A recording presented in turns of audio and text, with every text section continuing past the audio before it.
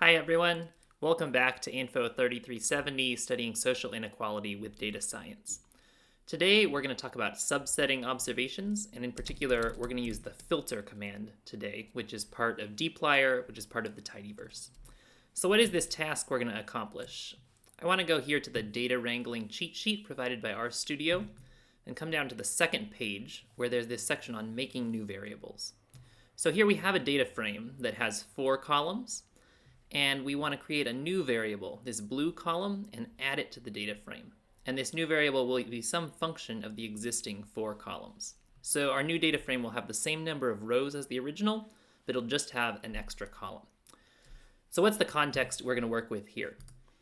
In the previous step, we filtered our data frame using the educ variable as part of the current population survey that we downloaded from IPUMS.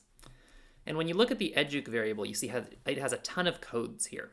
And we're going to focus in our example on the difference in outcomes for those with and without 4-year college degrees.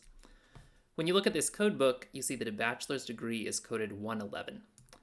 And recall that we've already dropped these missing values 0 and 1, and also this 999 value in a previous step of our code.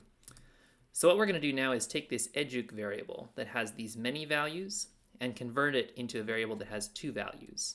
Bachelor's degree or higher, or less than a bachelor's degree. And so let's step over to R here.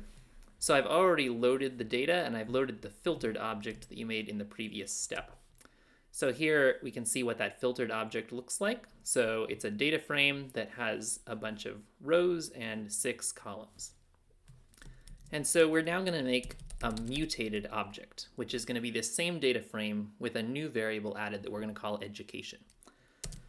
So as before, we're going to start with the filtered data, and then we're going to use the pipe operator to pass that down into a mutate function. And for mutate, we're going to tell it first the name of the new variable we want to create. So here we're going to call this new variable education. And that new variable is going to equal something that we're about to type. So we're going to create this variable using the case when function. So if you go here to case when, you can see a little bit in the documentation about how case when works, but I'm going to explain it to you up here. So we're going to call case when. The first step in a case when call is a logical condition. So the first condition is going to be if educ is greater than or equal to 111. This is someone who finished college. So educ greater than or equal to 111. This is a logical statement that will return true or false. And if true, we're going to have this person take the value college. Now we put a comma, and now we can put another logical condition. So what if educ is less than 111? Then we're going to assign it to the value less than college. And so what's gone on here is there's first a logical condition up here, then a tilde telling you what value is assigned to those for whom that condition is true. Then among everyone for whom that condition is not true, R goes down to the next line.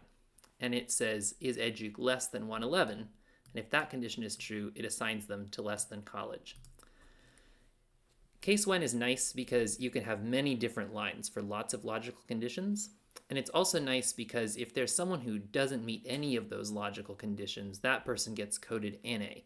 And that's helpful if you write code where you think everyone's going to have a valid category, and then you get to the end and some people are NA. This is an advantage of case when, that it fails in a way that can make that obvious to you. So let's go ahead and run this line. So here we're creating mutated, which is our filtered object, and we've mutated to create a new column. So remember, filtered had these columns. Now we'll look at mutated, and it has a new column, education, which is a character variable taking the values college and less than college. So that's it for mutate.